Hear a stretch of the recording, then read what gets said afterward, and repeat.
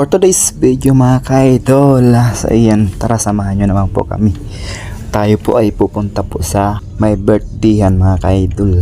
Bali tayo po ay mag-swimming. Bali naaya lang po tayo mga ka-idol. Bali kasama ko po pala yung pamangkin ko kasi mag-swimming daw siya. Excited na nga po, naiwan pa nga po yung mga bihisan niyan. Sobrang excited mag-swimming mga ka-idol. Yan, papunta po kami ng Parañaque yan. Ayan, nakasakay na po kami sa Grab. Hello po sa lahat po ng mga followers ko po dyan. Maraming salamat po sa inyo lahat sa suporta nyo, sa walang sawa sa pagsuporta sa mga ina-upload ko pong mga video. Thank you very much po sa inyo lahat. And God bless us all followers. So yan, mag-enjoy po muna tayo. Bali, medyo traffic lang po mga ka-idol. Hello Luzon, Visayas at Mindanao. Hello world. Hello Region Bicol and then Ticao Island, Masbate. Kumusta na po kayo lahat? Sa lahat po ng mga parientes ko from Bicol, Sorsogon.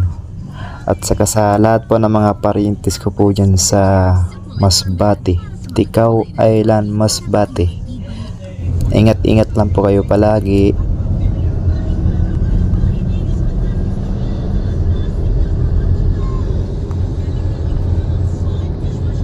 So yan, nakaalis na po tayo ulit. Matakbo na po tayo ulit kasi wala ng traffic. Bali po, may nakita po pala kaming hindi kanais na sa harap po namin ng sinasakyan ko na Grab mga ka-idol. Bigla nga po kaming natawa ni Kuya, yung driver po ng Grab. Kasi nakakabastos po yung nakalagay po sa likod po ng kotse niya mga ka-idol. Yung parang minumura ka na po kasi yung mura po talaga yung nakalagay po doon. May pambabastos kasi na kalagay sa likod po ng kotse niya mga ka-idol. Yung bang may nakalagay po na ano sa kanya sa likod po ng kotse na mura, na bad person po talaga, na hindi po pwede makita ng mga karamihang mga tao mga ka-idol. Hindi ko nga po na-videohan yun kasi nabigla lang kami ni Kuya, yung mamang driver. Dito po banda yun sa may highway mga ka-idol. Yun lang, natawa lang po kami dahil may nakalagay po na mura.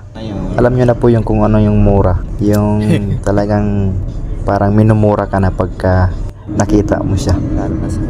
At least tayo, wala tayong ginagawa.